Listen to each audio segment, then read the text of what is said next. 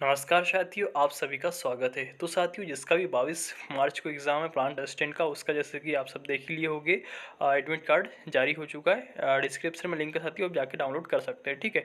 तो साथियों, आज का अपना मतलब मॉडल पेपर है 5वां नंबर का, जिसमें साथियों इजी से मॉडरेट और एडवांस सब लेवल के क्वेश्चन हर चैप्टर के क्वेश्चन इसमें दिए हुए। ठीक है।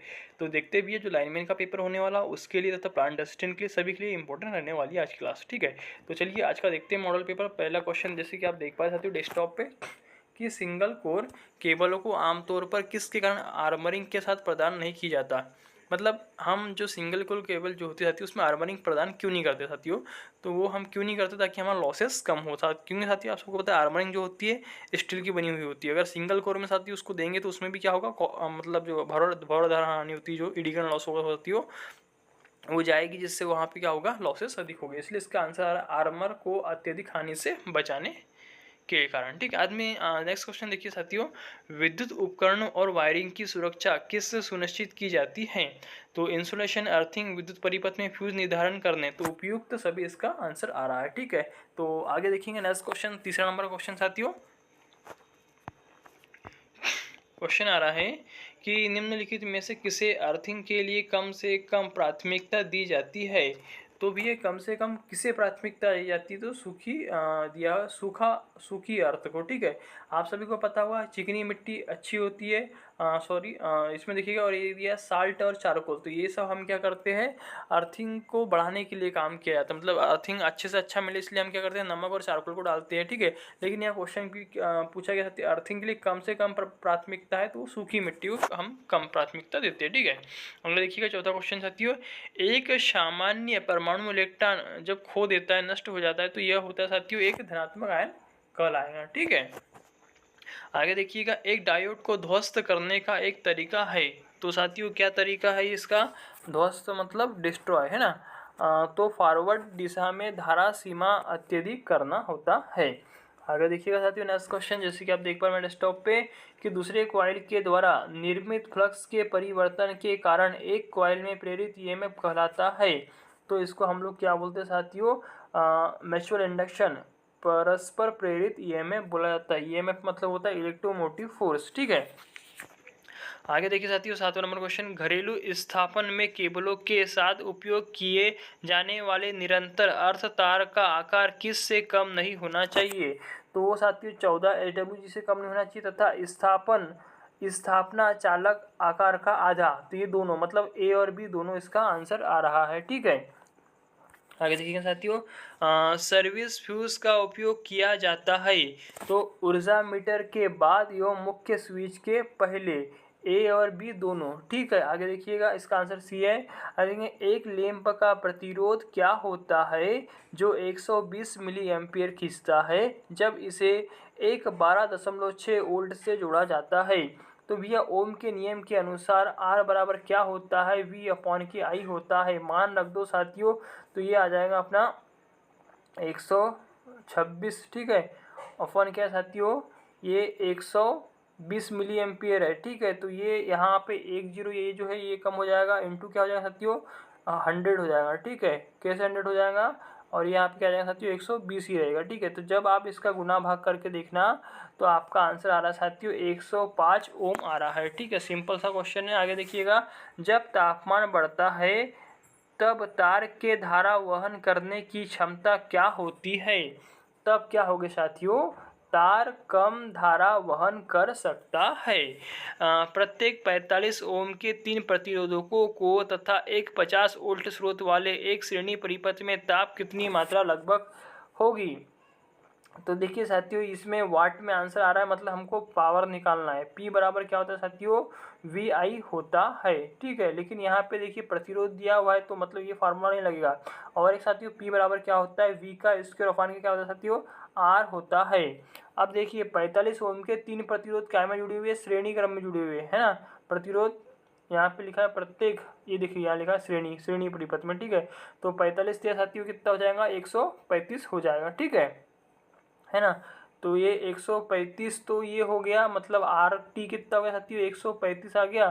तो v का स्क्वायर कितना साथियों 50 गुणित के 50 अपान के 135 जब करेंगे आप तो आपका आंसर निकल के आ जाएगा साथियों 118.5 वाट लगभग 5 पॉइंट कुछ आ रहा है, ठीक है 18.5 है ना। ये जो 18.5 है साथियों ये आपका आंसर सही हो जाएगा। 11वें का आंसर आ रहा है साथियों बी, ठीक है। आगे देखिएगा नेक्स्ट क्वेश्चन आ रहा है, आप जैसे कि देख पा रहे हैं मैं डेस्कटॉप पे क्वेश्चन है साथियों, प्रत्येक शाखा में एक 30 ओम प्रतिरोधक तथा एक 10 वोल्ट स्रोत से शक्ति किए गए एक दो शाखा समांतर में परिपथ में बहने वाली कुल धारा क्या होगी।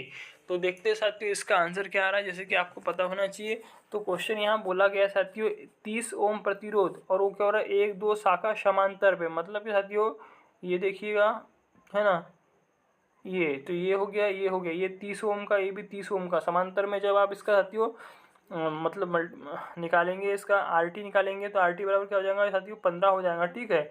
अब यहाँ पे पूछा गया परिपथ में बहने वाली कुल धारा मतलब कि आई, ठीक है।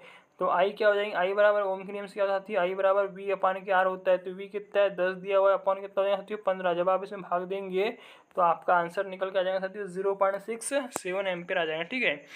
एसी परिपथ का वर्गीकरण क्या होगा जिसमें कैपेसिटिव रिएक्टेंस एक्सी 50 ओम, एक्सएल 30 ओम, प्रतिरोध 100 ओम है। तो ये क्या हो जाएगा साथियों ये कैपेसिटिव हो जाएगा, ठीक है। आगे देखिएगा, जब एसी वोल्टेज मापने के लिए मानक मल्टीमीटर का उपयोग कर रहे हैं तो मल्टीमीटर किस प्रकार का माप इंगित करेगा। तो साथियों किस प्रकार का माप इंगित करेगा, ये करेगा भैया RMS, है ना, ठीक है। 14 नंबर क्वेश्चन है, इसका आंसर आ रहा है डी, ठीक है।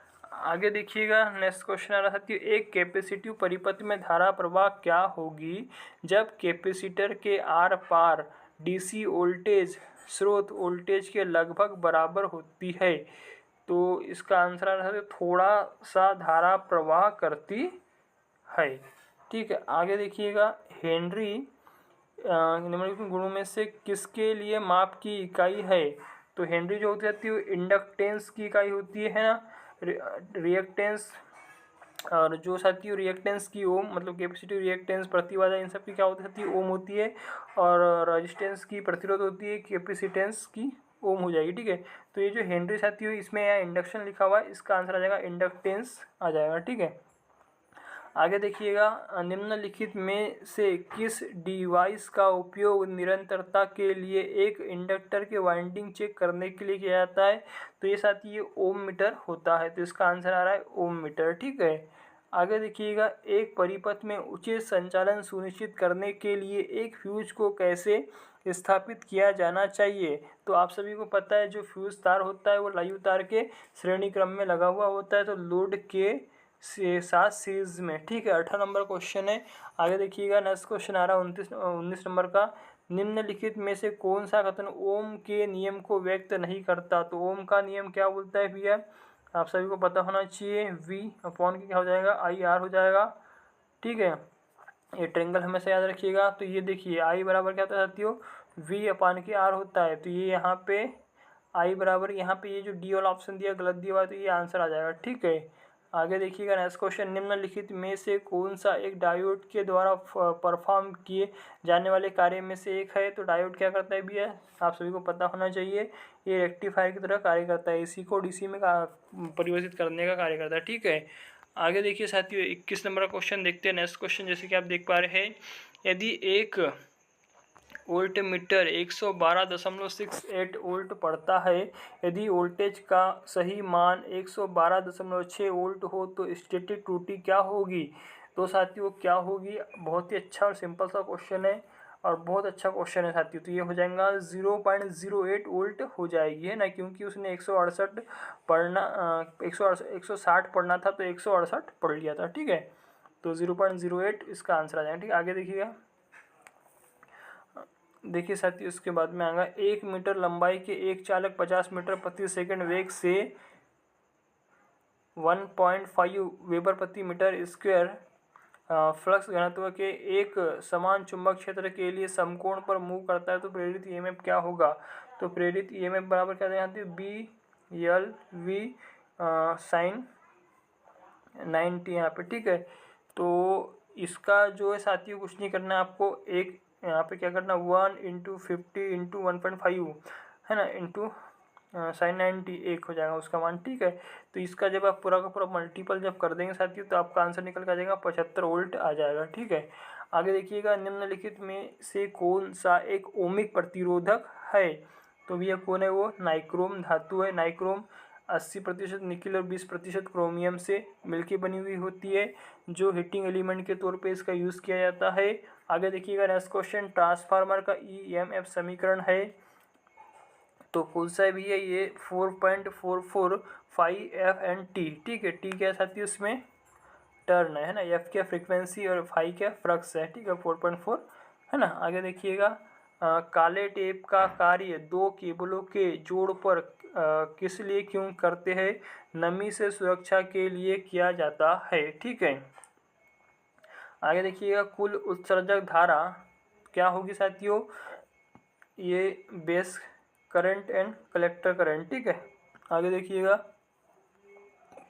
आगे नेक्स्ट क्वेश्चन जैसे कि आप देख पा रहे साथियों, क्वेश्चन आ रहा है 27 नंबर का। ठीक है, एक बीजेटी क्या होता है साथियों, बाइपोलर जंक्शन ट्रांजिस्टर के आधार पर डीसी इनपुट प्रतिरोध क्या होता है, तो ये आ जाएगा बीटा डीसी आरई हो जाएगा। ठीक है, आगे देखिएगा नेक्स्ट क्वेश्चन आ रहा है कि किसको वांछनीय anode to gate voltage level पर घुमाने के लिए बाह्य रूप से प्रोग्राम किया जा सकता है, तो पीयूटी को किया जा सकता है। ठीक है, आगे देखिएगा किस प्रकार के जेएफईटी जंक्शन फील्ड इफेक्ट ट्रांजिस्टर बायस को एक ऋणात्मक सप्लाई वोल्टेज की आवश्यकता होती है, तो साथियों किसको होती है, गेट को होती है। बेस 10 किस संख्या प्रणाली को रेफर करता है, तो ये दशमलव को करता है, डेसिमल को करता है। ठीक है, 30 नंबर क्वेश्चन है। आगे देखिए साथियों, दशमलव संख्या 151.75 को बाइनरी में बदल लिए, तो ये कैसा बदलता है साथियों, इसके पहले क्लास में बताया था मैंने, यहाँ वैसे लगा देता हूँ इसके लिए भी। ठीक, आगे देखिए 31 नंबर का क्वेश्चन जैसे कि आप यहाँ पे देख पा रहे साथियों, ये आ रहा है इसका 1001011.11। ठीक है, आगे देखिएगा सुरक्षा के लिए विद्युत का घरेलू सप्लाई के साधन में प्रयोग किए जाने वाले फ्यूज तार क्या होना चाहिए साथियों, निम्न गलनांक धातु के बने हुए होना चाहिए। ठीक है, तो इसका आंसर आ रहा है ए, है ना, ये आंसर है। ठीक है,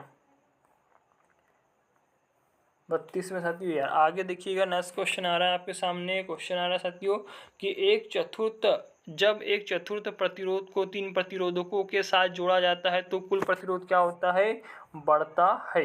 ठीक है, आगे देखिएगा 5 श्रेणी प्रतिरोधकों के एक स्ट्रिंग को एक 6 वोल्ट बैटरी के आर पार जोड़ा जाता है, तो शून्य वोल्टेज R3 को छोड़कर सभी प्रतिरोधकों के आर पार मापा जाता है, तो R3 के आर पार वोल्टेज क्या होगा, 6 वोल्ट होगा।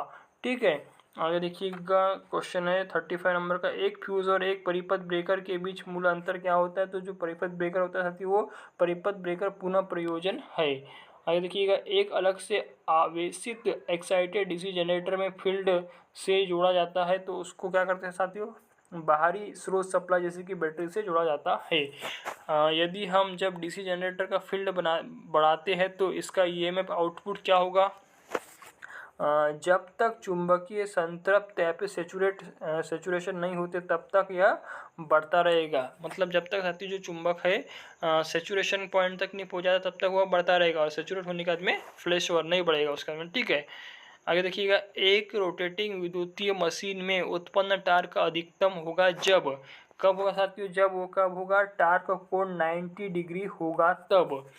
डीसी जनरेटर के फील्ड फ्लैशिंग करते हैं, डीसी जनरेटर के फील्ड फ्लैशिंग क्षेत्र का अर्थ है, ये क्या है साथियों आपको पता होना चाहिए, क्यों जब एक डीसी स्रोत द्वारा अवशिष्ट चुंबकत्व का निर्माण किया जाता है, तो साथियों क्या करते हैं हम लोग, फील्ड फ्लैशिंग करते हैं ना, तो अवशिष्ट चुंबकत्व का निर्माण होता है, रेसिडुअल मैग्नेटिज्म मतलब बन जाता है वहाँ पर। ठीक है, आप देखेंगे नेक्स्ट क्वेश्चन आ रहा है 40 नंबर का, एक आर्क वेल्डिंग में स्थिर आर्क प्राप्त करने के लिए निम्न का उपयोग करेंगे। जो आर्क वेल्डिंग में साथियों किस टाइप के जनरेटर का यूज़ किया जाता है, क्वेश्चन आता है तो डिफरेंशियल कंपाउंड जनरेटर का यूज़ किया जाता है। 41 नंबर क्वेश्चन है, वर्ग बी पुश पुल एम्पलीफायर की दक्षता होती है, तो भैया कौन सी होती है, 60% होती है। ठीक है, आगे देखिएगा मल्टी वाइब्रेटर होते हैं तो रिलैक्सिंग ऑक्सिलो ये साथ ही आता है। विश्राम दोलक इसको बोलते हैं। ठीक, आगे देखिएगा एक डीसी शंट मोटर के रोटेशन की दिशा को किसके परस्पर विनिमय द्वारा रिवर्स किया जा सकता है?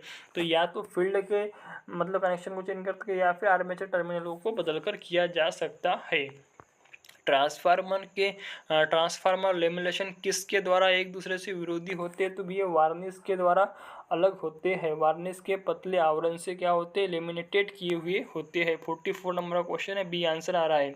किस प्रकार बहुत सारे साथियों, ये जो सिलिकॉन मतलब अपना जो CRGO की बनी हुई होती है इसकी पत्तियां है ना, ये सब मैंने वीडियो में ऑलरेडी प्रैक्टिकल वीडियो इसके यहाँ पे डाल के रखा है, आप चाहो तो उसे देख भी सकते हैं। ठीक है, किस प्रकार के वाइंडिंग का उपयोग 3 फेज सेल ट्रांसफार्मर में किया जाता है? तो साथियों ये बहुत ही इंपॉर्टेंट क्वेश्चन है यार, एग्जाम में आने लगा है।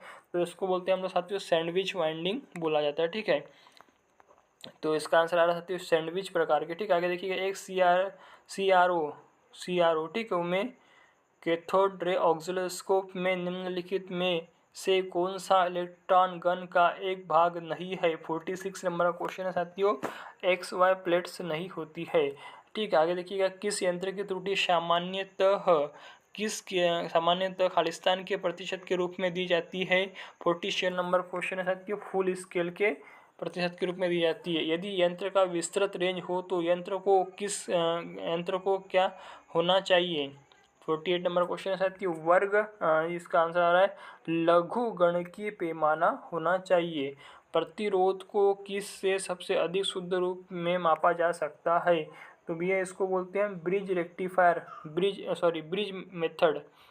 मेथड से सबसे अधिक शुद्ध रूप में मापा जा सकता है। आगे देखिए साथियों लास्ट क्वेश्चन है, निम्नलिखित में से कौन सा मीटर एक रैखिक पैमाना है?